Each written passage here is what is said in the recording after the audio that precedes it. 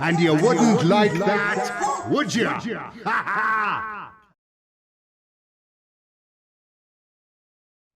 Welcome everybody to the Kennel Podcast. This is Foxhound. This is episode number I don't know what in season sort of 2. I'm here today with Vince Perez, also known as the Way of the Loser on Instagram. This is the first time I've done a live podcast, so we'll see how this goes. If it's a total disaster, you're still going to watch it anyway. So, Vince, why don't you tell everybody, who you are if they don't know, and give us a little bit of your background. Yeah, sounds good. My name is Vince. Just moved actually out here from California. Now in New York. First time up in Boston. Thank you for the invite. Great to be out here. I joined the Marine Corps early, right out of high school. Seemed like a good idea. I was trained to be a firefighter, and my firefighter one, Cal Fire, was definitely aiming towards that route. And then I was like, you know what? I'm not ready for college. I'm going to join the Marine Corps. Went off, did 5 years in the Marines in the infantry. Cross-trained a little bit as a medic there. That's where I got kind of a taste for medical work. Got out, was looking for a thing to do. Got my EMT, and then I applied to be an EP agent. So I got into EP work early in 2018. Realized that there was a huge need for medics in the EP world. A lot of guys are training guns, a lot of guys are training knives. You get black belts in jiu-jitsu, you get all this, but you never really hear about people going hands-on in the EP world. If you go hands-on, you didn't plan properly, you didn't do a good job. So I focused on my medical work. I was the only EMT that applied out of the 500, which is why they picked me. It set you apart. Yeah, you're more likely to get into a car accident, fall down the stairs, have something fall on you from a high place than you are to get in a shooting. Right. It's just numbers. Right. And once they heard that and they're like, you went and got your EMT, you're fully nationally registered. I was like, yeah. They're like, okay, we'll take you. So now I run a medical program for an EP team. We do training all over, and yeah, that's where my passion was. So I got hooked up with Ed's group a little bit after that with Ed's Manifesto, with their knife training, their counter custody. I've been going to him originally since probably 2013, 14 as a student. Just kept showing up, and then Ed needed a couple extra pair of hands. I built my reputation with him, and now we're as tight as brothers. Oh yeah. So whenever he's in the area, or if I feel like going somewhere, we'll go and help out with the classes. And then the big thing is when Ukraine happened, when Russia invaded Ukraine, I stopped sleeping, and I saw that I saw the medical work being done in Ukraine and the wounds that were coming out of there and the way the gear was set up and all those things. And I was like, I think I can help. And so I went to Ukraine for about 3 months. I was in Ukraine working originally I went just to train TCCC, which is trauma medicine, just to help out with what to do if the guy next to you gets hurt. Because I know that feeling of seeing someone hurt and not knowing what to do or not sure what to do. And I'm like, I don't want them to go through that. Right. I believe in what they're doing over there. They're defending their homes. They're good people. And I wanted to help. So I'm like, Lord of the Rings style, or 13 Warriors style, my blade, right. Whatever you need, yeah. I'm here. So it started off, I was training TCCC, and it became a thing because they train a lot of wrestling out there that I got to wrestle and I do jiu-jitsu. Sure. So I started messing with the guys, and the more we fought, I was like, oh, do you guys do any knife fighting? They're like, no. There's no Ukrainian knife fighting. Right. And I was like, well, I know Mexican knife fighting if you guys want to learn. And so word got around, and that was kind of one of the big things that the military units were like, can you teach our guys close combat knife fighting? It's like, if you let me come in and you bring me students to do medical work, at the end of medical work, I'll teach them knife fighting, because I believe it goes hand in hand. Yes. Medical work, you're keeping blood in the body. This is the basic of it. Right. You want to keep someone alive, you got to keep the blood in the body. Air goes in and out, blood goes round and round. If something else is happening, you have a big problem. That's exactly it. Yeah. And so on the other side, knife fighting is getting blood out of the body. And so I believe it was two sides of the same coin. So that's how I taught my TCCC. Was I would come in, I'd teach a quick 4 to 6 hours, just a dirty medical course. If I got them for 2 days, it was even better, because then we do big assessment, and let them Okay. kind of run in and actually do the work. Mhm. And then we'd go out at lunch, go get a pig, hang it up, and actually show them like, hey, this is what an artery feels like. Cut Mhm. open a pig, feel the artery, pack up this wound. Mhm. Okay, now try your knives. Right. And it's amazing. It was Mhm. amazing. It was big out there. It got real big. Everyone wanted to, then after that, everyone wanted to knife fight and wrestle, and it was really good, I think, team building Sure. that isn't talked about a lot Mhm. unless you're actually in a community that you're rolling Right. or putting. There's something about putting your hands on your brother that just it makes everyone better. For sure. I agree with you 100%. It's Yeah. like that with Muay Thai. It's like that with Jiu-Jitsu. You become close friends with those people that you go through those experiences with and that you prepare yourself with. That's sort of one of the Dog Brothers ethos points is that, even though we go out there and we do fight each other very hard, we go at it with the idea that we're all part of one, large tribe spread over the world, preparing to defend our land, women, and children.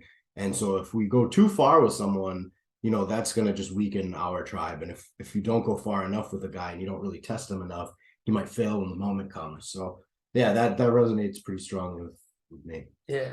Yeah, it was something I really pushed to Mhm. the units. Like, put your hands on each other. When you Mhm. got free time, roll, fight, Mhm. get better. You'll get better, and your team will get better. Mhm. Also do the same work with medical work, and it was Mhm. amazing. They picked it up right away. The That's good. Ukrainians that I worked with, Mhm. it was mostly in Kharkiv, which was amazing. They picked it up, and from those units that we trained in Kharkiv, they made the push down to Belarus. They Okay. took back a Okay. majority of the land. So I was out there just working with the units behind the front lines, and then a lot of their medics were killed. Yeah. And that's when they were like, hey, can you go on these missions Yeah. and help out? And it's like, how do you say no? Right. How do you Right. say no? Yeah. It's get in the back of the truck, we gotta go check out. And Mhm. it was amazing because as much as I was doing medical work out there, because I was with the main command team, Mhm. the way because there was something tighter about the Ukrainians out there than I've ever seen in any Marine Corps unit.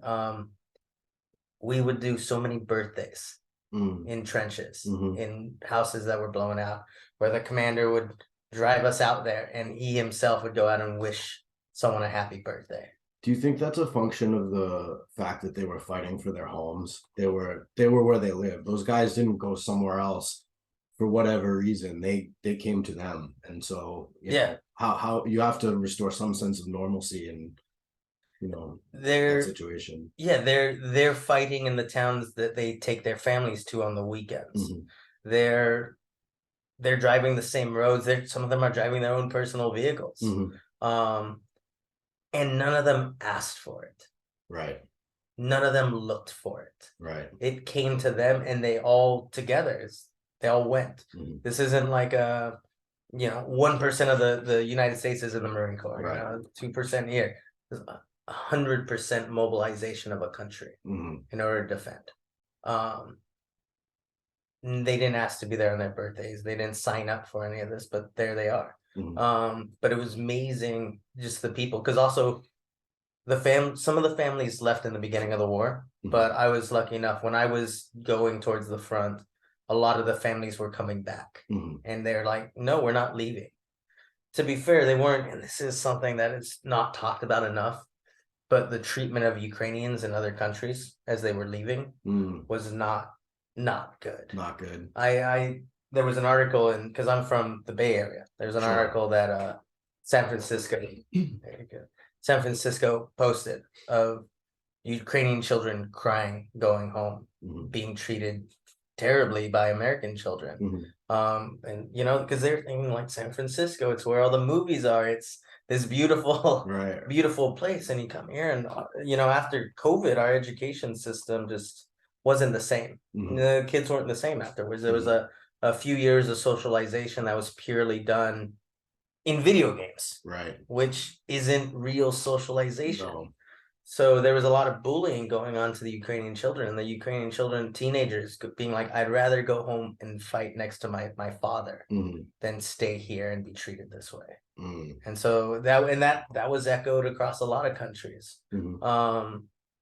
It's interesting watching us from the country that we we're to the country that we are now. And Mhm. to be fair, we've never been all great with immigrants. Yeah.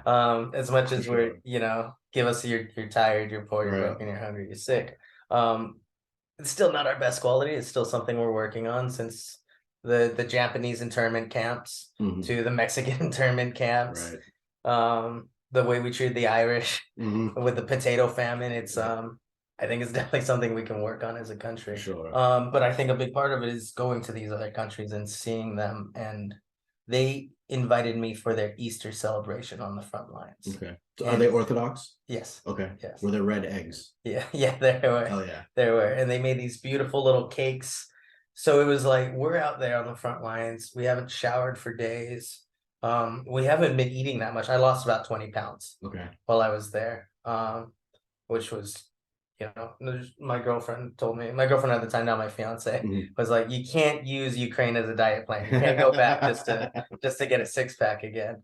But because the women were only 30 miles or so away, Mhm. the family. So each Mhm. family would take a different day, and they would load up one car Mhm. and just book it for the line Mhm. and just drop off all the soup, all the meat, whatever they had. Mhm. And it was mostly stews Right. and rice and Right. bread, that fresh bread, and you know, eat up, load it back up, and feed. But for Easter, all the families came to the front lines, Oh wow. minus the children, Sure. just the women, the grandmothers, Mhm. everybody. And it was like, okay, well, if you need anything, we're just a few miles away.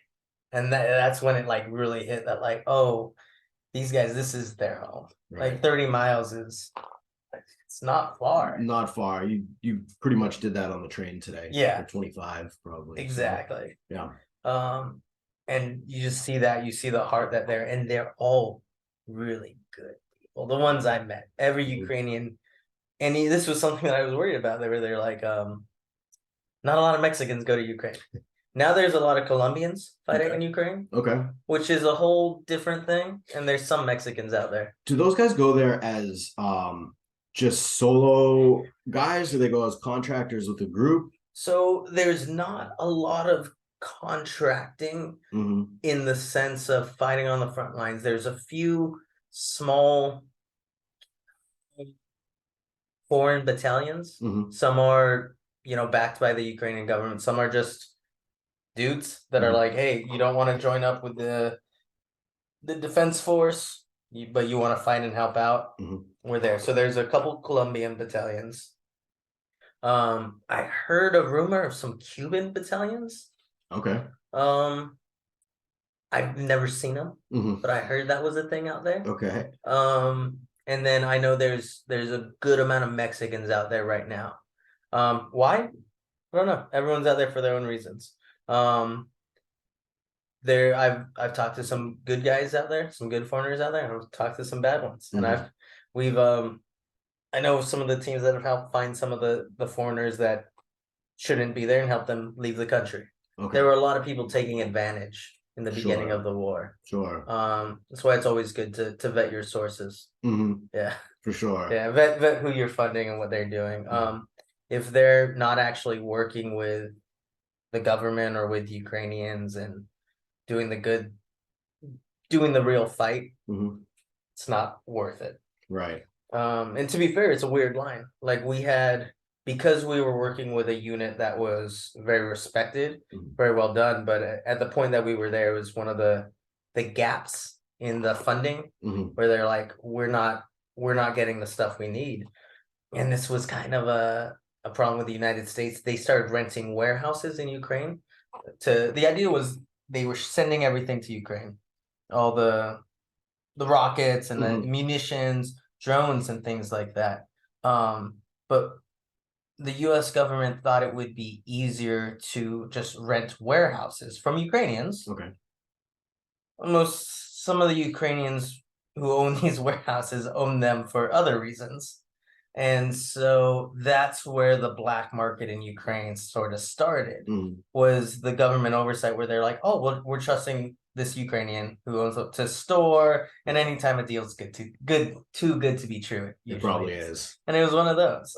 So we helped out with a couple of those where because everyone knew who the black market dealers were, sure. and they had the exact same list Mhm. as the US. Yeah. Like the numbers were perfect. Yeah. And he's like, yeah, I have all this. I can get it to you tomorrow. Oh wow. And so it was 'Cause it like, just well, sitting in his garage. Oh yeah. man. Okay. And so it was like, well, what do you need? And so we were working between in that gray area that me and my partner, son of a bitch, Mike, son of a bitch 69, who he knows I hate his Instagram name. But I mean, that dude's a fucking war fighter. He's out there working right in that gray area, front lines all the time, medical work. He went from a basic medic to I think he's almost a trauma surgeon now. He's been doing labs and suturing arteries. It's amazing because there's a need for it. Right. And he picked it up, and his heart is in the right place. He's been there probably a year now, just fighting. Oh wow. Yeah. How hard was it to get in and out as an American? The first time it was hard when I was going with an NGO, but it was also because there were so many people trying to get into Ukraine. Because it was pretty early on, right? Yeah.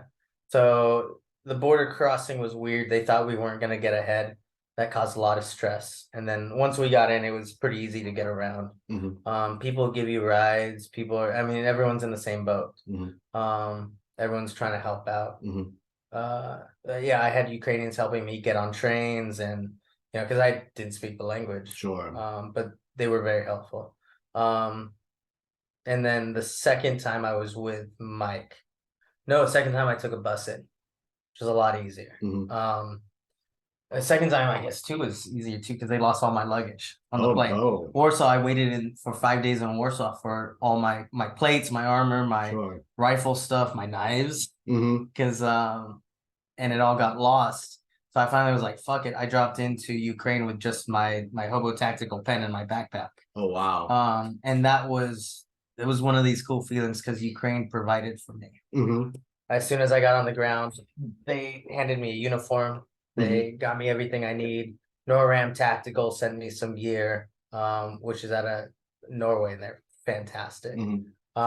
Sent me a knife. Oh, awesome. Which is cool. He's like, what do you need, Vince? I need a knife. I need a knife. He sent me a knife and a uniform, which was fantastic. Did you procure yourself any kind of blades like as soon as you got there, or did you kind of just make do until you got something? Mike handed me a blade when I got there because he knew. Yeah. He handed me, I think, a Swedish blade. It was kind of cool. It was just a piece of steel. It was one of those that like it went through a big skull pretty easily. Because you need a blade for everything. Right. Everything out there. Opening medical gear, opening food, everything. I did have after one of the classes, a guy brought me a Ukrainian Swiss Army knife, for lack of a better word, but a functional knife. He came from a fishing village that had been knocked off the map. He was a black belt, I think, in judo, but he loved the class. He was one of the guys who wanted to go hands-on. Yeah. I was like, all right, I'll fight anybody. Right. I go by way of the loser because there's no ego involved. Right. Like I love finding people that are better than me. I think that's like a huge thing that I see a weakness in people when they're like, well, I don't want to lose. Now, if I lose, that means someone has something to teach me. Right? Someone's better than me. They're bigger. They're stronger. And they got me. And okay, I'm gonna go lick my wounds and see you tomorrow. So I'm always seeking out people who are better. So we went at it hard for a few days. I had that class for 2 days, and everyone wanted to fight. So we were just all over the place, and it was great. But at the end, he brought me, so it's a fishing knife. Okay. Which is cool. I should have brought it. It opens up really nice. But what's cool about it is fishing knives have a spike on it, probably about 2 to 3 inches. Straight steel spike that folds out from the bottom, comes straight out, has a little curve to it, and they use it for opening up knots. Oh, yeah, I don't know if you've ever seen that. Yeah, because he was a fishing village. So when you have a thick knot, you use it to start picking at it and pulling without destroying the rope. Right. That was cool. I was really happy about that. They were good guys, and he's like, I want you to have this. It was from my village. Village doesn't exist anymore, but this name does. And I'm like, bro. Yeah. Bro, they were just great people, man, the whole time.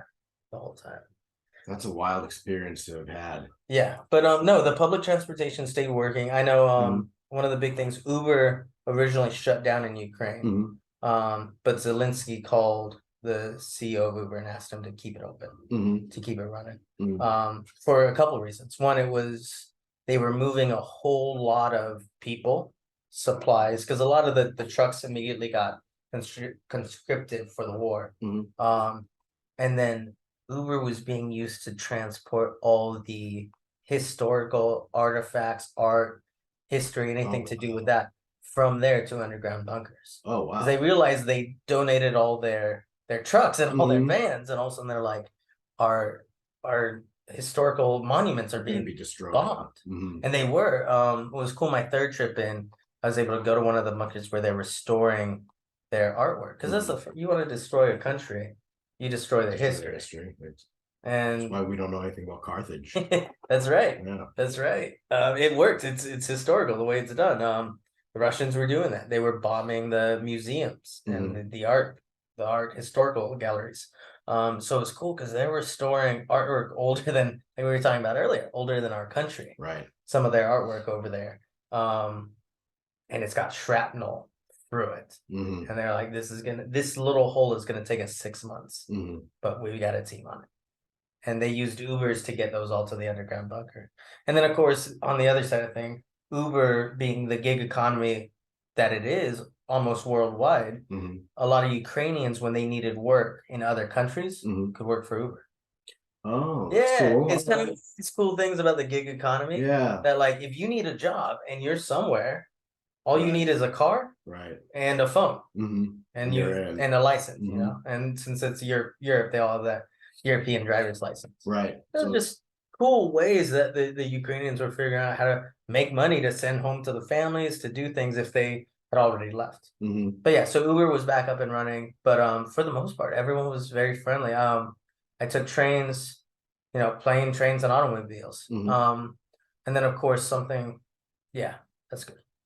We'll stop it there. I'm not sure if that's been released yet, but that's all right. We'll have a follow-up. That's all right. Yeah. This is being recorded the weekend before Halloween 2023. So if you're watching or listening to this later on, how long has the conflict in Ukraine been going on? Over a year. They hit 380 days a little while ago. Yeah. So they're coming up on 400, I think. Yeah. So we're, this is still something that's evolving as the days go on. So there's more than enough reason not to tell all the story. I definitely get it. That's one thing that I've made a big deal about for a variety of reasons when I've done these interviews is not getting particularly political with modern things, just because things get crazy in the comment section. But I think we can all sort of relate to people that are they just want to go home, and they just want their home to be there when they get back to it, and are willing to just put whatever they have into the cause of getting to go home. That's the big thing, man. I just don't believe people should be left to bleed out if they can be taught not to. Right. Whether it's for themselves, for anything like that. These are things that I believe everyone should know and should be able to be taught. And I had the background and the experience, and I built a reputation enough to let me go teach that. So we taught it to men, women, and children, everyone we could get. And it was crazy. The first time I went and came back after a month, as soon as I got on the plane, I got a phone call from one of the units, and they're like, "Hey, you remember Ivan?" I was like, "Yeah, little skinny 18-year-old kid." Yeah, the hole next to him got hit by a direct hit mortar. He jumped in, put on 4 tourniquets, and saved 2 guys' lives. Damn, he just went right to it after just one day of classes. Because when we first started, they were pulling guys off the line, switching them out. I would have them for like 4 to 6 hours, then they would sleep and then go back to the line. Just go right back. And they just keep switching it out. Did they have access to real purpose-made tourniquets? Were they improvising? Was it a mixture of both? This is the amazing thing again, man. When they do a documentary on Ukraine and the strength of the people and everything that they did, it's gonna be amazing. Anyone who owned a sewing machine started making tourniquets. Oh wow! It went out, went out, and tourniquets are not hard to make. Right. And so they started bringing me different homemade tourniquets. Does this one work? Does this one work? Does this one work? And I would the little things. They were like, okay, and they were trying so much stuff. They were using crisscross Velcro, in X's to try to going opposite ways so that it would catch in different ways. Even if you didn't get it perfectly lined up, potentially if you got it on because it crossed, it would lock it in. Still get it. Yeah, right. Like things like that. I'm like, this is cool. Yeah, different types of fabric, different types of windlass knots. Some windlass knots that you could switch out because they realized that the plastic ones like wore out after a while. Yeah. So like they made it so that after a few weeks or months or whenever, you could switch out the plastic for a different plastic one, lock it back into place. Oh, wow. Good. Just using a carabiner to lock it in, like all sorts of cool stuff. But yeah, they were just babushkas. We're just making it at home because they could. So you could order the supplies to your house and then you make tourniquets. Wow. So it was cool. There were a lot of Chinese knockoffs. It was terrible because these were the ones that you'd buy on Amazon, and especially the NGOs. I've practiced with those, and either the plastic windlass breaks or they'll come the stitching will come undone after you use them a couple of times. Yeah. I mean, I guess better than nothing if you have nothing, but that's not something you want to fail in that moment for sure. Yeah. So that's why we go the extra step to also teach them how to use fabric, how to make their own, use them, the plastic ring off a bottle cap, doing the couple different strips of fabric and twisting it, locking it in. I told them there's no excuses. Once I teach this and you understand how the freeway of blood works throughout the body and how you need to stop it, you've got options. You can, put that crushing pressure on and close off the artery that way. You can reach in and apply direct pressure. You can apply a tourniquet high and tight over if you can, or you can reach in there and pinch it. Right? Like these are your options. Yeah, that's it. Close the artery. Yep. That's part of it. Like if that's all you got, and we learned about that from the Boston bombing. Right. That's the big one because you could see the arteries. Yeah. So if you can see it, you can grab it. Sometimes that's all you got, especially with some of these blast injuries. Right. The way it goes. So yeah, we just would go through it, and sometimes I would give them broken tourniquets to practice with, just to let them see. Okay, it broke. Now what do you do? Put pressure back on now. You're twisting. All of a sudden, snap. What do you do? Well, apply pressure. Who else has tourniquets? So teaching them to communicate. Hey, I need a tourniquet over here, and then working with someone now to apply the tourniquet to get it on. Always making sure that if someone leaves the front lines, that you take everything off of them. Their tourniquets, their medical gear, their all of that stuff. Right. That's it. It's still useful. It's still good stuff. And it was stuff like, oh yeah, we didn't think about that. Right. Yeah, make sure you're looting the body basically, but you need it. You need to keep it where it belongs. Sorry, bro. I'll pay back. That's it. We'll give it to you when you come back. Yeah. Stuff like that. Wow. That's a set of scenarios that most people just would never even wrap their mind around having to deal with, and where they live. And I mean, you guys were mentioning how green it is here, and I've seen a lot of the, for better or worse, on Telegram and everything else, I've seen a lot of the footage from the war, and you've got guys fighting in forests that look an awful lot like what we've got right here. So there's that sense of realism that maybe for people that grew up seeing footage of the Iraq War or Afghanistan and such unfamiliar terrain and circumstances, almost makes that sort of thing unreal. But at least for me, because it looks like where the woods that I used to play in as a kid, now there's trenches and craziness happening all over the place. But also, we discussed before, I've been in a situation where I didn't know what to do, and luckily, little bits of things that I had heard, that I was aware of, putting pressure, not removing soaked bandages, just continuing to put pressure on top, things like that. And luckily we were in a city, so the actual paramedics showed up shortly, and there was a hospital. But when you've got someone who's injured and you don't have that hospital setting to back you up, having that extra little bit of skill can be the difference between getting to see your buddy again or not. And I think, for all the reasons that someone who is not living in a war zone might go to a war zone, not to kiss your ass at all, but that's about the most noble shit that I can imagine somebody doing.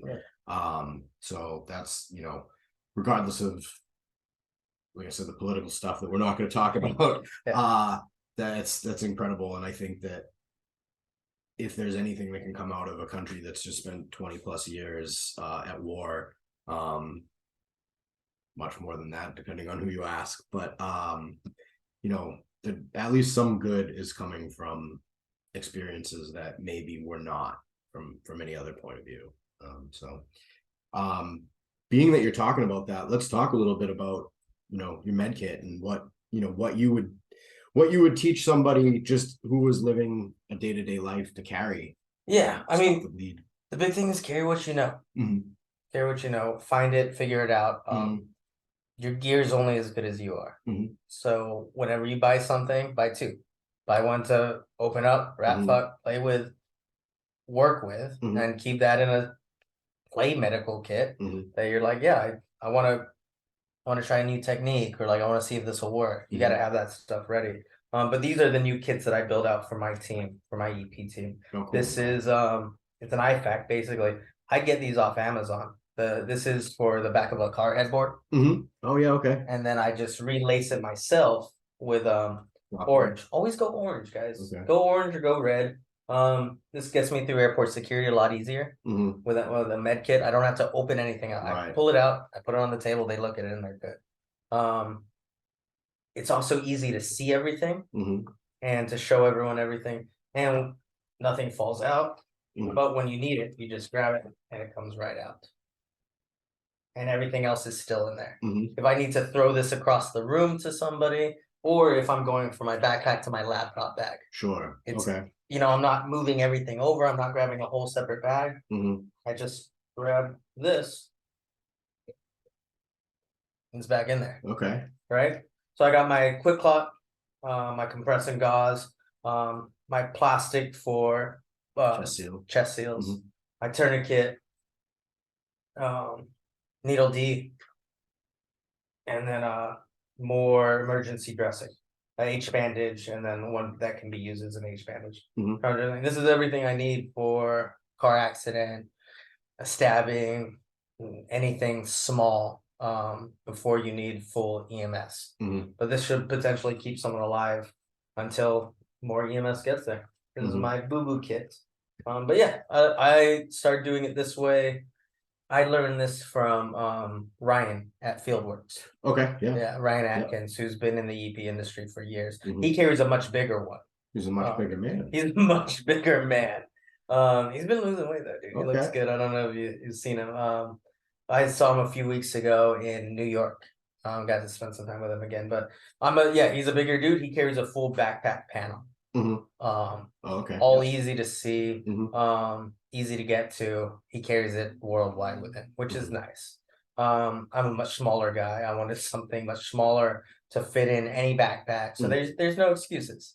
Right. This can go in the car with me. This comes on the train with me. This goes on the plane with me. So whenever I switch bags, this goes from one to the other. That's pretty cool. I like the idea of using crisscrossing shock cords so that you can just pull stuff out. And I'm like in my bag, I carry different small like Carhartt pouches usually, or like surplus zip pouches or max finish, whatever. For my various, like my power pack with my cords and whatever, my USB stick, and I'll have another one for my small tools, and like I'm used to doing that, but I like that because you can see everything. Because if I want my my work sharp to put an edge on my knife, pull out some electrical tape, some Leatherman, all this other stuff to get that thing out. In that setup, you see what you need, pull it right out, you can put it right back in. That's what I like. That works for me. I can also, like, if I'm going to Mexico, I normally carry, like, this might all be tourniquets. Sure. I'll replace it and just put all tourniquets on. I just switch it out. These go in a separate bag, and then I do all occlusive dressings on this side, right? And then that's my Mexico. Right. Because you got to look at the environment you're going to. For the most part in this area, there is some gun violence, but it's a lot more knife violence or car accidents. Sure. So that's what we're prepping for. In Mexico, there is a higher risk of gun violence. I'm going to carry more stuff for gunshot wounds. So, we do some basic research, talk to people in the area, find out what's going on, and you'll learn a lot. Yeah, for sure. It helps. For sure. I mean, even so, like you were saying here, we would see more car accidents and anything else. A little bit of shootings. This is fairly rural, it becomes fairly urban, immediately south over the bridge. But again, we're recording this the weekend before Halloween 2023. There was just a major shooting in Lewiston, Maine, which right. a lot of people lost their lives. It was in multiple locations. It was places where people would never expect something like that to happen, places with families. This kind of knowledge isn't just for guys who are going to Mexico. You know what I mean? There are occasionally times and the universe reaches out and touches you on a day when you're not expecting it. It happens Monday night at 6:30, or it happens, at a bowling on a Wednesday. So I have basically, like, my martial arts journey as an adult began through an emergency medical situation and my desire to have like some idea of what to do to help. And I think that that's one of the most valuable things that people can train outside of, I believe very strongly in self-defense and training to whatever you can to take care of yourself, but it's also taking care of the people around you as part of your self-defense as well. And if someone is hurt, or if you're hurt, maybe you're hiking, that's another thing around here, maybe you're in the woods, maybe you're doing whatever, and you're injured and it's going to be a little while before you get help. Understanding how tourniquets work, how dressings are able to be applied on your own limb as opposed to somebody else. Like, if you have some sort of massive injury, I've been hurt multiple times throughout my life in various ways, and I know I've had a couple of occasions where I've hyper focused on a part of my body that didn't look like it was supposed to, and I don't know if I would have been able to handle like a severely broken compound fracture or something in the woods if I'm running or something. Maybe I'm gonna wake up a few minutes later and stop looking at it and start dragging myself, but just that little bit of extra knowledge is huge. Extra knowledge and prior proper planning. Right. Prevents piss poor performance. That's it. I know for me, like I can't do anything that doesn't have ankle support. I have to have something that comes up past my ankles for that reason. Right. Sprained ankles, broken ankles, like anything, hiking, something that I can potentially, even if I break a leg, I can shove sticks into the sides of the shoes and tie it up above the knee and at least get some sort of stabilization and brace.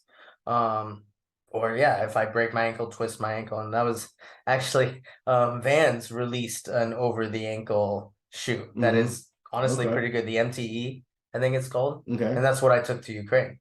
And they were, I didn't want a pair of Vans. Took a pair of Vans. I mean, I think they were Gore-Tex on the outside, breathable, and they had eyelets that came, 2 up on the ankle. I was like, yeah, this is perfect. I can run in these, I can climb in these. They're not boots, and they look kind of more civilian, so I'm not gonna get looks at the airport. Right. But I still got pulled out of security at the airport multiple times. I almost missed 2 planes, but it was I'm sure there's questions. Yeah, once you get that Ukrainian stamp on your passport, there's a lot of stuff. I'm sure there's questions. Yeah. Wow. But it's these little things that we can do of what kind of belt are you wearing? Or what kind of stuff are you carrying in the basics to make a litter or brace an ankle or wrap something. That's good. It goes a long ways. Yeah, for sure. Oh man, mentioning ankles. I know Nick's gonna watch this, so I'm sorry I'm gonna talk about it because it just happened. But one of my good friends who's actually been on the podcast, he won. He went to the Philippines and he won the week half world championship, and I think he'd even been on once before. But I talked to him right after that. He competed at the Dog Brother Gathering about a month ago, and he the one you sent me the picture of. Yeah, a guy went to throw him and he just popped his whole foot right off. It was pretty gnarly. However, having some people, I mean, one of the other New York guys is a trauma nurse. The 2 of us went out there right away. I basically kept him from sitting up and looking at it because his foot was like this way and flat on the ground. And we were like, oh, it's not supposed to do that right now. It should be sticking up in the air. But it was funny because when the EMTs came, you had, they're all from New York. So their head guys out there. I'm out there. There's nurses out there. We're the only ones communicating with them. And they looked at us because we're in LA. are all these people from the East Coast? Like, you guys all sound a little out of place. So no, they're from all over the country, Yeah. and a couple guys from out of the country. It was like you just happen to get the Northeast crew. But even just that little bit, understanding that, okay, this accident has happened, people moved right away. 4 guys ran, grabbed an awning, ran right up to it, dropped it over him. A couple other guys came out with water for the people that were like directly dealing with him. Someone keeping him calm and informed. Yeah. Chris is from New York, so immediately he was like, "I'm not gonna mess with you, bro. They're gonna need to do surgery. This shit's fucked up." We were like, "Oh, way to keep him calm, Good man." bedroom. Yeah, no, I mean, Nick's biggest concern in that moment was his wife killing him when he got home. Yeah. So, I mean, in that moment when you're able to kind of keep your composure and have guys around you that you train with and that I think maybe that can be a little bit of a comfort in itself. And then the ketamine that he sent me videos when he was on was definitely like another level of comfort. Yeah. But yeah, so That's a rough. Ankles are rough, man. That's a rough recovery. Ankles are rough. Yeah, it's a rough recovery. I've been lucky. Mine are kind of loose, but they seem to have made it this far without any real injuries. Yeah. My knees are crashed, but so we've talked about keeping blood in. Let's talk about letting some blood out. Yeah. Let's talk about some knives. I know that you trained with Ed. I know a little bit, we have a little bit of similar background through Libre, but I know there's some other influences in the kind of stuff that he's using and dealing with. Yeah, everything your knife work should always come from your own experience. Secondhand experience is great, but when it comes to knife work, you gotta work with them. Ed Libre, they do a great job of being like, just carry one knife. I used to run into dudes all the time who are like, let me bring you to my truck, Vince. This is my truck knife for in case I get jumped, in the side seat. And this is my, like, if I'm gonna gut someone knife with my cram bit, then this is my like steak knife that I like. You're giving yourself too many options. Yeah. Get a good knife that you can trust. Look at the makers, look at what they're doing, and look at how it just feels in your hand. I'm almost embarrassed to do this, but yeah, I got 2 of them right now. No, it's good. These are 2 very different knives for very different purposes. They make sense. Like, that makes sense. And you're used to carrying them. It's even the samurais carry 2 blades, right? Exactly. Yeah, so it's all good. The fact that you carry them on you is the most important thing. It's so many people, they don't carry it on them, and then it's like a gun. It's like anything. If you don't carry it, when you put it on, you'll feel cool. But as soon as you start trying to move or do anything with it, feel weird. Not only do you feel weird, it looks unnatural. And that's where things kind of start to pick up. Guys start carrying a gun and they start walking like they're John Wayne, right? Keeping the legs straight to bend over and all this weird stuff. Same with knives. But as you start carrying it every day, you feel comfortable with it. It gets easy to pull out, use, and put away. For whatever you're doing, which is huge when you're around kids opening boxes or anything like that. But yeah, after working with Ed's team and doing some work on bigs and on other things, I really like the reverse grip. So like my top is an Earl Custom. Nice. This comes from LA. My friend in LA who does just a mean reverse grip blade. Coming in, catches, you have just a little bit of a curve because straight edges get caught in bone. Okay. So when a straight edge hits a bone, it notches. And the only way that you can get out a notched knife is by either going forward and out or trying to pull it out this way. Now with a curved blade hits a bone, it curves around and comes out. Right? Okay. So this idea of the curve is creating an angle whenever you hit a bone. On the off chance that you're cutting something with bone. If you're not cutting bone, not a big deal. You're not trying to cut bone.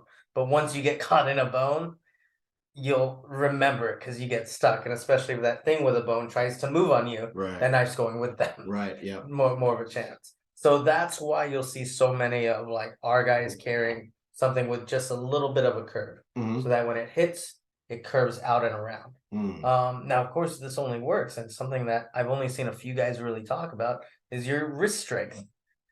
Okay. You gotta have some fucking strong wrists to do this. Because that's all this is. It's that wrist knocking in and keeping control of the knife.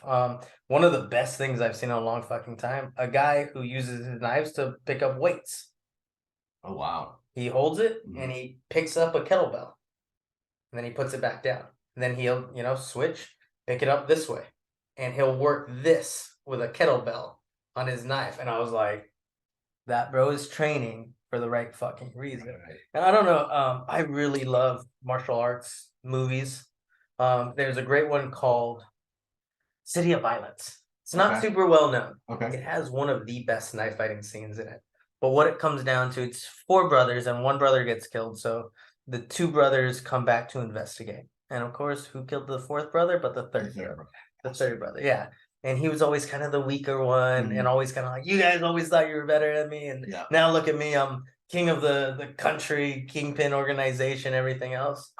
And one of the games they used to play as kids, when we talk about like playing with your brothers and keep teaching each other to get better, they would take their left hands, duct tape them together, and fight like that. Oh, okay. Right? Chucky knife fighting. Yeah, that's it. And start to work. You're stuck to your opponent. And they would always be like, you got weak hands, man, because they were always the ones fighting. They were always the ones saving his ass, and they're like, we're not gonna save your ass this time. And what it came down to was, at one point he goes to stab. They're using samurai swords, of course. He goes to stab him, and the guy grabs the blade. Rob Roy, right? Doesn't work, bro. No. The guy went through his fingers with a fucking blade. I don't care how strong your grip is, man. It doesn't work. No. His fingers hit the floor. The second brother sees that. Now when he knows he's next. He takes it to the gut, grabs his hand on the blade, and holds it. And the guy cannot let go of the blade or get it out.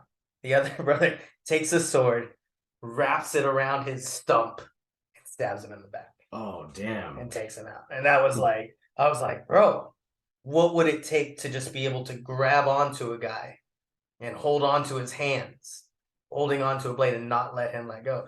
Rogue Methods is doing a great job of this with the stuff that they've been putting out with throwing knives or guns into a jiu-jitsu match.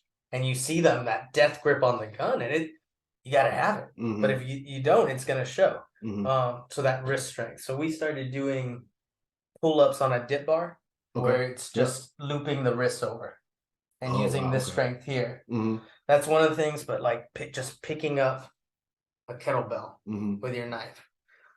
Give it a try. See if it works. I found it works for me. I love having a strong grip. Yeah.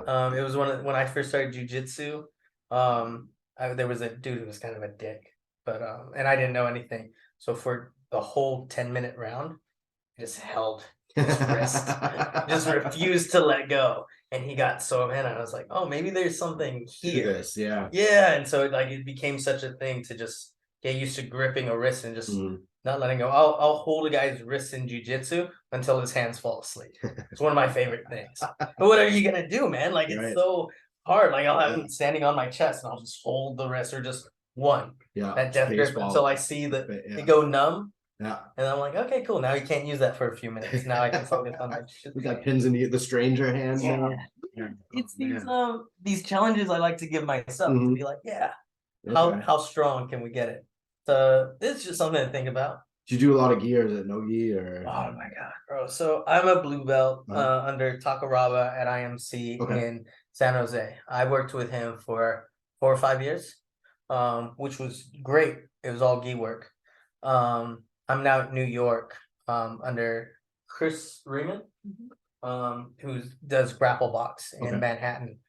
Fantastic. It's all no gi.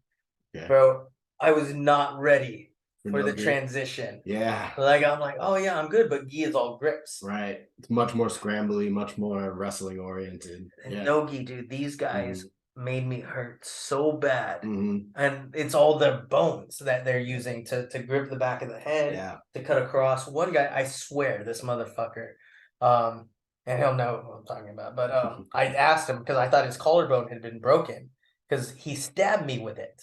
He stabbed me with his fucking collarbone felt like a spike. Use this clavicle as a weapon. Yeah, dude. But I'm like, I don't have a spike there. I don't. He does.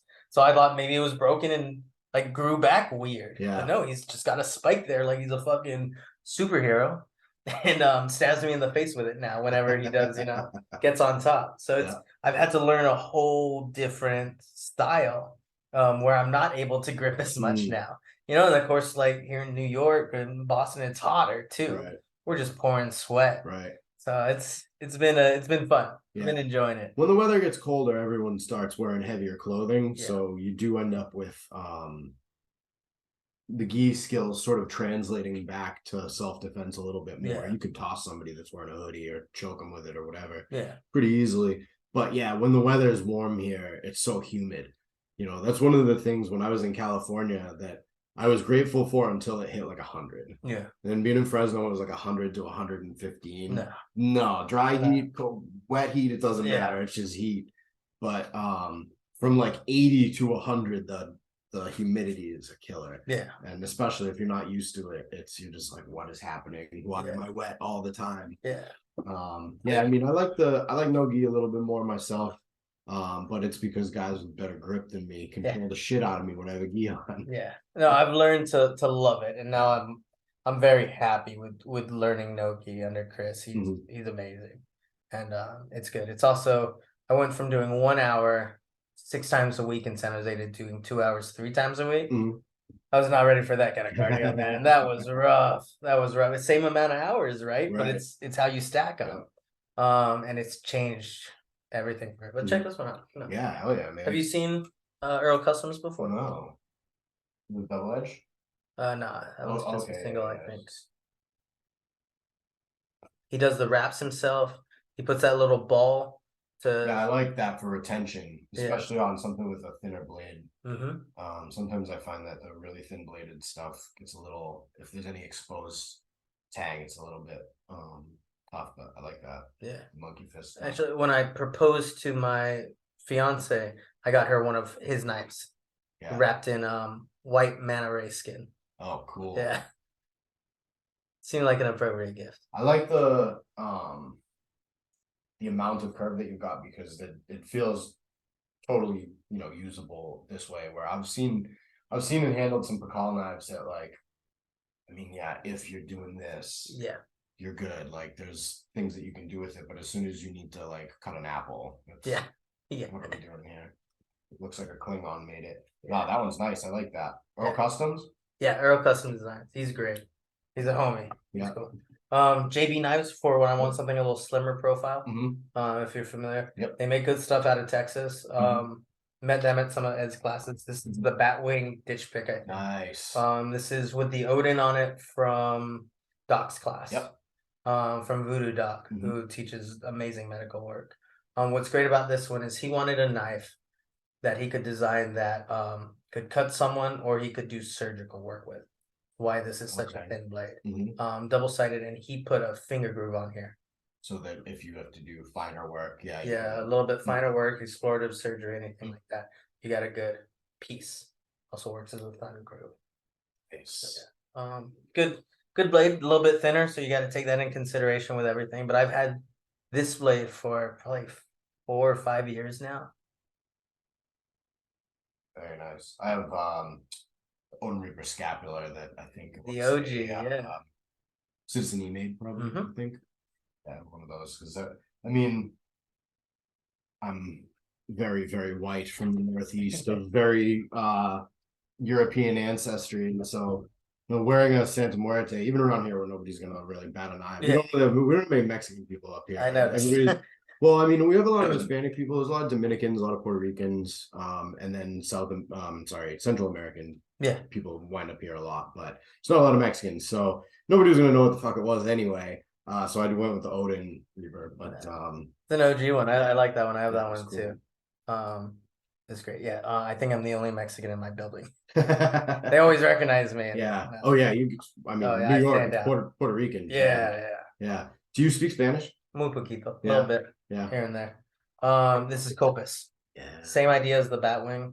I shouldn't say that, but it's similar to the Batwing in the sense that it also has a finger groove. I just like it. Like it's nice to be able for doing finer work or doing something. Mhm. I like knowing where the blade is without being, Having to choke all the way too up. over it. Yeah. You get different pressure here, Mhm. which is nice for doing small cuts. I like that this is a smaller blade because it doesn't take a lot to kill people, but if it ever comes down to it, this will do the job. Mm. But this will also just create lots of little holes without being too big. Mhm. Maybe not for the winter for heavier jackets, Right. but for summer this is a great knife. It's not huge, Mhm. so like if we ever get down on a scramble, I'm not worried about catching myself as much. Mhm. Yeah, it's a good blade. I mean, even I think some of the sort of puffier jackets, something like this may catch, but I've messed around a little bit with meat covered with a leather jacket, with sweatshirt, with jean material, things like that. And honestly, a good hard stab will go right through. Like the percussion, when it gets in there, it's not unless you run into something rigid that I've really noticed much of much resistance from fabric. Yeah. But Copus, good blade. I think Yeah. out of Denver or maybe Portland. Yeah, Copus is pretty well known. Yeah. I think Copus and JB I'm very familiar They're with. great. But, They're great. And again, had this one for years. mhm. This one's a little bit newer because TSA, not TSA. The bag that got lost had a brand new knife in it. And so by the time it came from the airport onto a bus, and then some police dropped it off at my apartment, like at the Airbnb I was staying at, it had been gone. Yeah, somebody had seen that. Someone saw it either on a scanner or something like that, and got themselves a good knife. That's so fine. took me a while to save up because these ones aren't cheap, but anything worth it. Yeah. I hear you. Saved up, got another one. Now we own 3. Very nice. Between the two of us, me and my fiance, it's because they're good knives. Like it's a knife that I wouldn't trust. Go through a Carhartt. Yeah. Not all knives would. That's really the Mhm. the test. Mhm. A good Carhartt jacket. What do you carry? Sure. So I carry most of the time I carry Cold Steel Braveheart. Yeah. These are tough to come by. I actually got it from what was the guy's name? Darwin Concealment, maybe? I haven't been able to find him lately, but basically the guy who made that sheath was commissioned by someone to make a sheath for this knife. The guy sent him a knife and never sent him a deposit, and he had it for a year, and he made the sheath and was like, pay for the sheath and like the basic cost of shipping, it's yours. So I ended up getting it for $150. You couldn't even find one of these. Yeah. It was brand new in box, I have the original sheath and everything. I always want a Culloden, and those are even harder to come by. So yeah, that's my like work woods. I love it. Carry it around, do whatever. I've been able to beat on it pretty hard. Those old school Cold Steelers do not break. No. They're tough as shit. Great knives. And it cleans up pretty good. I mean, I've really wailed on that thing. I've batoned with it a little bit even. I was careful. I have a Spyderco Fred Perrin Bowie that I carried for a long time. That's out there. That like that thing, Josh from Offensive Industries wrapped it and put the pants on it. And that came back and forth. I was dating a girl who moved around a lot for work. So we drove all over the country, and that thing had done everything from like cutting open cans and batoning wood with a 3.5-inch knife. And we stayed at an Airbnb. We're in like Kalispell or something, someplace cold in the winter time. And we were so excited because they had a fire pit and a jacuzzi. We went outside, excuse me, and there were these logs that were like quarter-size logs. There wasn't a piece of paper for kindling in this house. There was nothing at all. So I had to like go like fully fucking survival style with this tiny little knife, and it did the job. But this, since then, I've had that I like it because, like you were talking, it's a slim profile. I can carry it around there all day. It doesn't bother me at all. In the pocket, I don't love where the clip sits. I would prefer it to be a little bit higher because you get a lot sticking out. But actually, when I carry it in waistband or at my hip, it's a little bit more comfortable. It actually moves. Like this doesn't extend as far down, and this kind of will move with me a little bit more. It's not bad. No, that's so I always carry on a single point. Yeah. That it moves with me when I sit down. Yeah. When I stand up. Okay. So that I like it that. doesn't just dig into I don't have a huge torso. Right. So when I sit it kind of sits into the groove, and when I stand up, Mhm. it comes back up. Yeah. I prefer discrete carry concept clips. I prefer the longer ones over the shorter one. This was, like I said, I got this kind of by luck. So I took it as it was Can't be ordered. choosy. But it's beautiful. I mean, the leather has done a great job. The kind of suede that he put or whatever on the back makes it really comfortable to carry. Yeah. I like Kydex, but it's quieter. Yeah. That's real nice. In and out. So yeah. And then I carry Spyderco, usually folding knives. Hey, PM2 I like a lot. I mean, I work at a construction company right now, so pulling out a big folding knife at any time is totally acceptable. No, I love these. And then I also carry the Salt Tasman 2, which is actually a short curve blade, which I have out there. I'll show you after. But have you seen the guys who put a zip tie on it? Yeah, they make the little ghetto weight. Yeah, just a little extra. I'm sure you don't have that problem, but I know sometimes with certain knives. But this is a great hole. Like the size of that one. The spider hole on the paramilitary 2 is really it's easy to find. You can find it from both sides. You can do it with any finger. This one I've had for a long time, so it opens really smoothly. Like a little bit of a flick and it's right open. Some Spydercos don't open that well, but after you break them in, they should.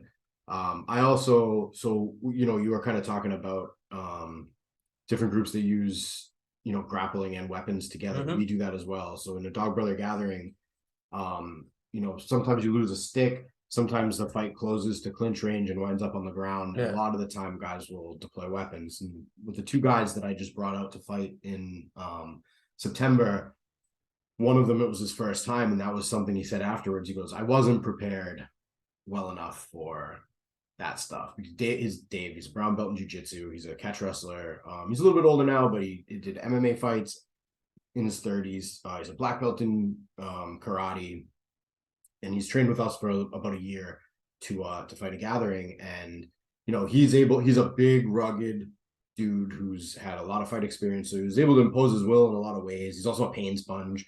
So like if you get blunt, a little bit of blunt force trauma doesn't slow him down much. But he said, he was getting even dominant jiu-jitsu positions and getting snuffed because somebody would, I have a blade. And like I have a drone version of this. It's a Spyderco made. It costs almost as much as the ship knife because it's the closest thing I could find to what I have most of the time on me. But then I also carry usually 2 or 3 other trainers at other spots, because depending on what grappling position you wind up in, most people now who grapple in the United States train either some sort of high school or collegiate wrestling or jiu-jitsu. So there are certain positions that you're most likely going to wind up in. Within DBMA, we have stick grappling and we have some grappling for weapon scenarios. So there's certain positions that in sport jiu-jitsu, for example, like if I have someone in my guard, if I hip out halfway with this leg still under you and whatever, that's like almost a transitional position. I'm not doing anything offensive because there's a rule set. If I can go from square under you to hipped out here, I can now use this shin to negate your far arm. I can use this hand to control or at least mess with this hand, and I can slap the back of your neck. So in a dog brother scenario, we'd slap. But you can hammer fist to the back of someone's head from there. There's a reason that stuff's not allowed in competition. It's effective and it's dangerous. But the other thing that position does is it takes most of us that carry anything, whether it's a firearm or a blade, carry something on our strong side. What it does is it takes your strong side, it puts it outside of the grapple for a moment, so that now I'm able to basically unimpededly get to my weapon. And for for the other guy, you got problems. If you're in someone's guard and they have a knife, it's an issue. But we also train the scenario from the other side. I'm in your guard, either I have a knife or you have a knife, and now what are my issues that I have to deal with? Keeping track of the hands is huge. Whether you're in a Dog Brother style match, or whether you're a police officer on the street, or you're a bouncer, you know what I mean? Like those guys get stabbed. I've been a doorman and a bouncer, and doing those jobs, things go from 0 to 100 like that. Especially you're dealing with people that are altered. most people are fine, and almost no one can fight well when they're drunk. So for the most part, your job is fairly safe as long as you're dealing with it like a good person. You know what I mean? You're not looking for the fight. But once in a while, you get somebody who you have to go hands on with, and then when you do, how much are you thinking about what they're thinking? Right? Like maybe that's somebody who has just gotten out of being locked up for a while, and if they get in trouble again, they're getting locked up again, and they want to get out of there no matter what. It's really hard to stop someone who wants to leave. And being able to keep track of what the other person is doing at all times is really important in those situations. So it's it translates to multiple areas in life, and multiple areas in life, as if like you just might end up having to grapple with somebody over a knife. But from our kind of avenue that we go at this, it's translated into some other helpful areas of life, I guess. But I was telling you before, I interviewed a HEMA practitioner recently, Ian, and he's gone to Craig Douglas's classes. So he's done the Shiv Works stuff, and he's really had, there's a lot of similarities to the stuff that we do. Like I said, I've sparred with him a few times, so I'm pretty familiar with kind of his way of going about it. And in that situation, a lot of the time it's more of a firearm oriented grappling, which changes things drastically, because when you're dealing with a firearm is dangerous, right, in one straight line for a long way, but it's one straight line. So taking it offline is huge. Same thing, you don't have to be touching your opponent. All you got to do, maybe it's in a pocket, maybe just kind of point at the guy for a minute. Whereas with a blade, you go to grab it to redirect it. Well, what were we talking about a few minutes ago? Maybe you're opened up, maybe you lose, I have a little scar here from getting cut pretty bad. And it immediately compromises you. I mean, this finger wasn't doing anything. So if you think that, I just grab the knife and hold it down, no, you won't. Like, you're not gonna. You got to get past it. Got to get to the wrist. Right. Exactly. And then you still don't have control of the knife. You got other issues. Right. I recently, in a jiu-jitsu match, had 2 fingers just completely destroyed.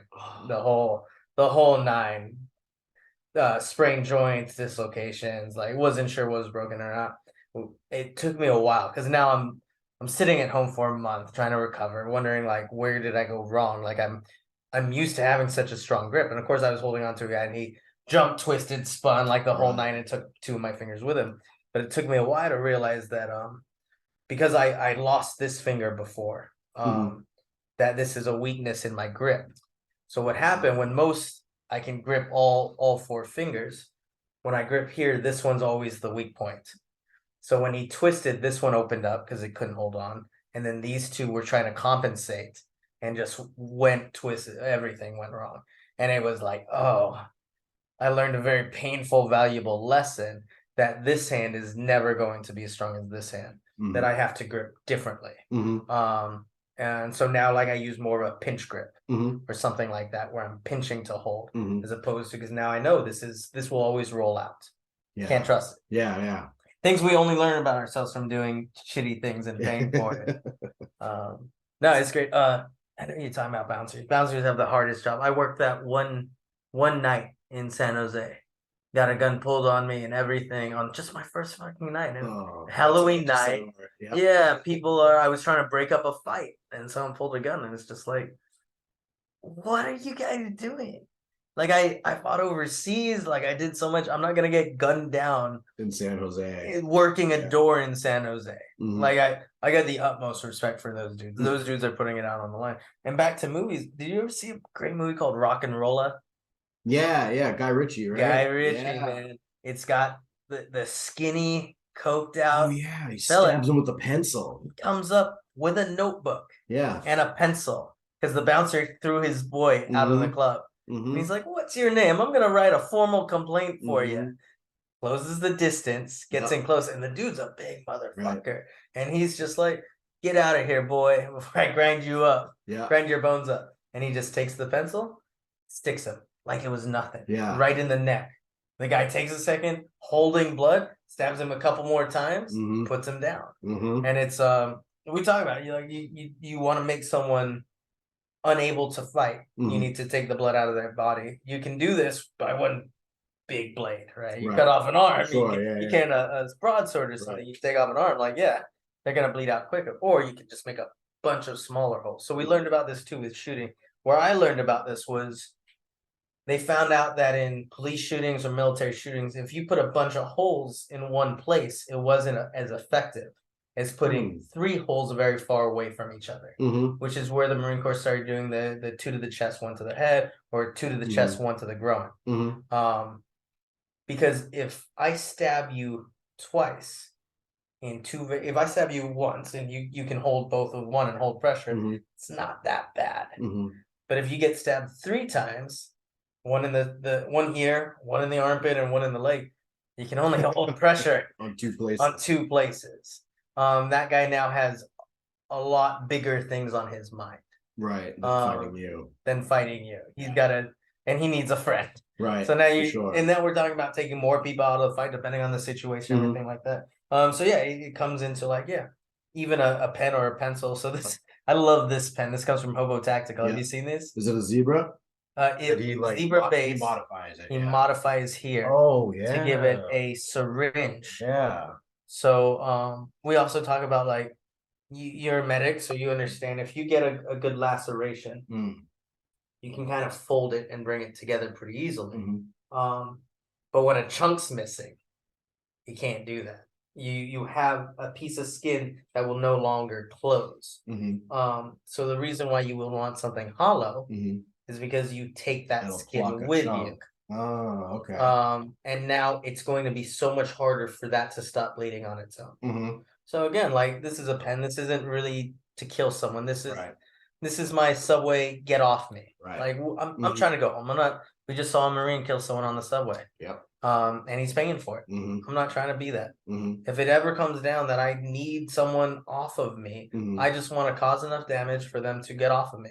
I want to go home, and at the end of the day, I want him to go home too. I don't hate anyone bad enough to kill them. No one's killed my dog. So there's no Juan Wick coming out of me.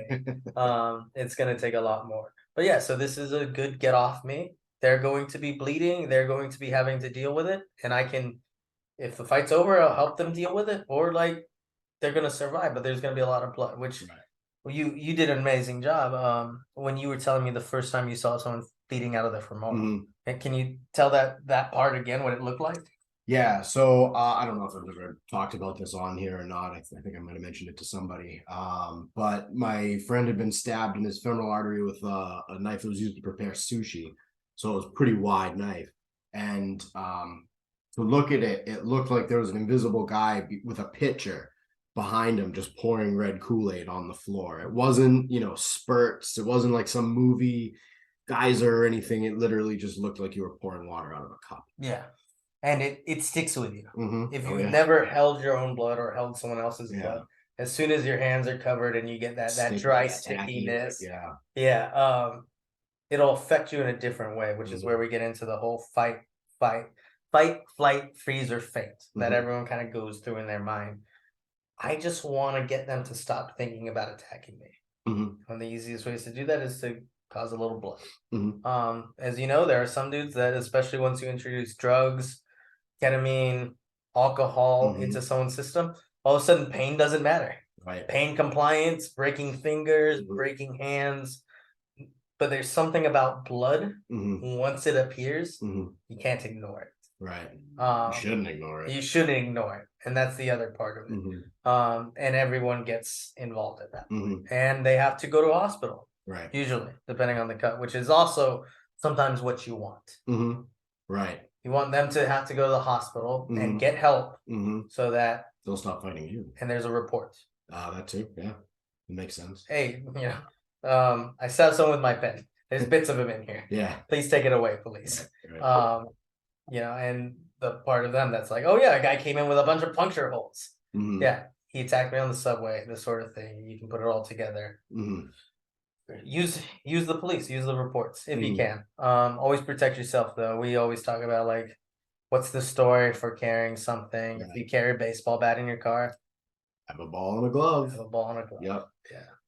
That's something within my Dog Brothers clan. We talk about that stuff a lot too, because I've got a guy who loves just whatever gadget of mayhem he can get his hands on. He bought I think SOG makes them as like a spearhead that you can screw onto a broomstick and like instant spear. Yeah, he's got he loves that shit. Yeah. He's constantly busting out stuff like that. And my first question is, how do you explain why you have that? Yeah. You know what I mean? It's part of my religion. Exactly. Well, it could be whatever. Yeah, exactly. Weapons.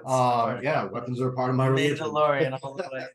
This is the way. This is the way. Yes, he absolutely does not have a good explanation for most of it. Well, most of it he brings right back to his house. He just brings it to training to show us. But you know, if someone breaks into your house, I mean, you walk through my house. There's a sword here. There's an axe up there. There's shit everywhere. Right by the front door, there's like 3 machetes at You got an attack cat. You throw that at yeah, okay. You wouldn't want Loki dropping on you from out of nowhere. So you know that's in your home though. You know, you have an excuse. Yeah, I can't walk around the street with my sword on my hip. I mean, half of these knives, like depending on where you're living, and this is part of knowing what you're in New York City now. Yeah, that's the reason I had them in my backpack. I don't carry them. Yeah. I won't win any case with this. Right.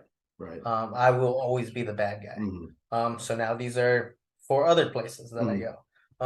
And then it's hard, man, because like I get it. I get why these knives are illegal. The one I have trouble with is used to be my everyday carry, and especially as a medic, is oh, okay.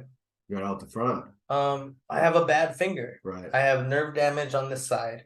I can't always trust this arm. This arm goes asleep on me riding my motorcycle. Okay. And I have to shake it out and get it going.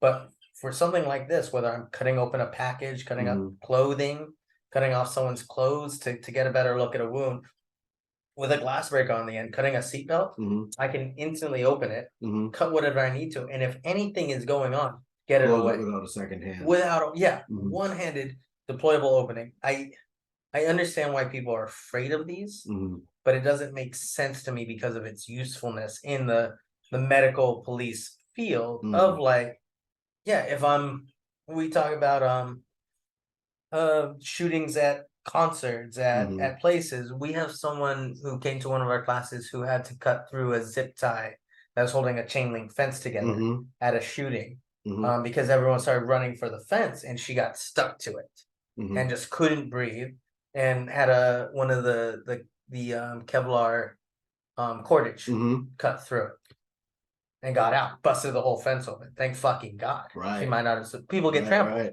Right. It's almost just as bad. But something like this that I can, and if someone bumps me, I can put it away. If I fall, if I'm running, if anything happens, it's gone. I love this little thing. Yeah. And it's just so useful for me as a medic, all the way up. There we go. And all the way down. All right. Feels solid in the hand. Yeah. It's got control. And it's definitely not like this won't go off in your pocket. No, you have to really put some effort into it. Yeah, you felt it. It took a lot the first time. Yeah, well, I did. Yeah, I didn't know where the catch was. Yeah. It's you can tell I carry this thing everywhere and all the time where it's legal for me to carry because it's just such a good blade. It feels good in the hand. I thought it was gonna feel flimsy. No, it feels very solid. Is it Microtech? Yeah, Microtech. Yeah, those anyone that I've ever handled from Microtech, it doesn't matter how many times you open and close it. If you buy a cheap out the front knife, by the 5th time, it's like your blade starts rattling. Yeah.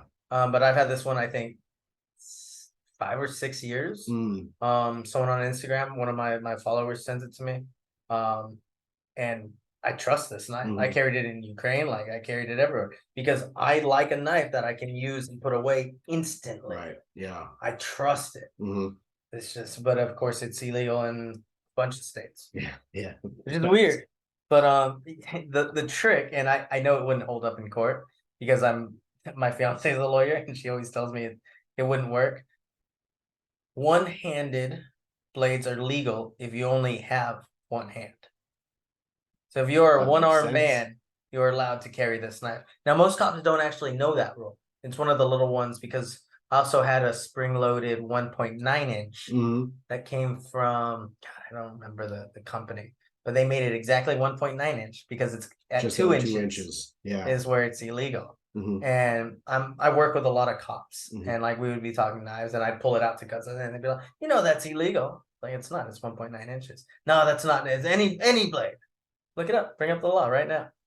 I still don't think that's right. Like, I showed you the law, man. Yeah. So like, I wonder if because I'm 80% disabled on one side, if it would hold up in court, but I don't think so. Maybe. Depends on what you did with it. Yeah. I think it really depends on what you did with it. Yeah. You know, most of the time being allowed to and being able to are two different things, That's the right? rule. So most of the time I'm like, what would I have to be doing for this to come up? You know Yeah. what I mean? So that's kind of how I handled most of that. Around here, city to city, it's a little bit different. Some cities you can carry a 3.5 inch blade, some you can carry a 3 inch blade.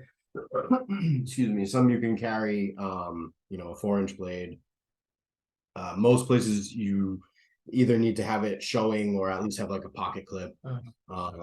There's other places. What I found really interesting when I was in California was that you can just openly carry a knife. So I carried my bigger Fred Perrin Bowie knife on my hip all the time because I was like, well, if I need it, it's here. I had a smaller knife that I carried as well, you know, for like it was Mora Eldris, I think, the little stubby Mora, a little like 2 inch blade. But I used that for all the small stuff. Anytime I needed to really take out a knife and do something, but I had, you know, a almost 5 inch long blade that I just was able to carry around. Yeah.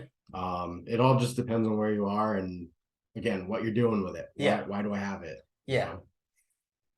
You know? That pretty much goes for anything really. Yeah. Carrying around. I mean, it helps when you have something like this as well with you when you're saying like, you know, I'm obviously not out here trying to do harm. I mean, something like this for me, I usually have while I'm at work or whatever. I'm wearing work boots. I have, you know, construction company gear on. Yeah.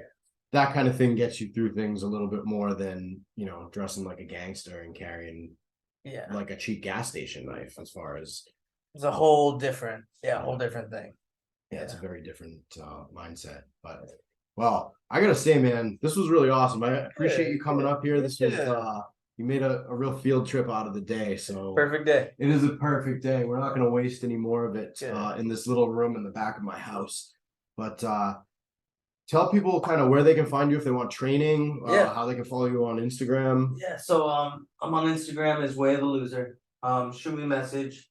I smoke cigars and I drink scotch and I play with knives. I work with Ed's Manifesto, his training team. Mostly now here on the East Coast is where you'll find me. So if you come to any of the classes out here, that's the place. I am starting talks with Trinity Training Complex out in Staten Island. They've got an amazing training area and they are locked on when it comes to training. So we're looking at putting together a medical course. Awesome. Like just a 1 day, because let's be honest, most of us are working men and women. We can't take 2 days off to come to a course. Right. And that's not, I don't think that's fair. So we're trying to break it down to like a at-home trauma medical course that, if you're, you know, God forbid you're in a shooting or home invasion or a purge happens or something where government agencies are busy elsewhere and you need to know how to save your children, your wife, your husband, whatever it is. We want to be able to get people thinking in the right direction of like, hey, this is what you need to do to save a life. And then we're also looking at teaching like counter custody out of there for what to do if you get put in handcuffs, zip ties, duct tape, anything like that. So keep an eye out for Trinity Training Complex, Way of the Loser. That's where we're headed. So hopefully by next year, because I'm taking, it's my fiance's birthday in November. We're going to Tulum, Muay Thai for the month. Cool. We're gonna do the camp. Cool. So That'll be awesome. We're leaving on the 6th and we'll be out there for 30 days. I'm very jealous of that. So we'll have to get together again after so that we can talk about it. Because I've always wanted to really get into Muay Thai, and Sneak Reaper Industries, which is Ed's company, is a sponsor for them. Oh, So we're like, yeah, let's go check it out. They do some amazing things out there. Sneak Reaper Industries provides it's fine. Provides meals for boxers and for people like that. Awesome. It's really good seeing what they do. That's great, man. Well, we'll use that as our exit. Thank you everybody for watching today. You know, drop any thoughts that you have in the comments and find the way of the loser out there. See you guys. Take care.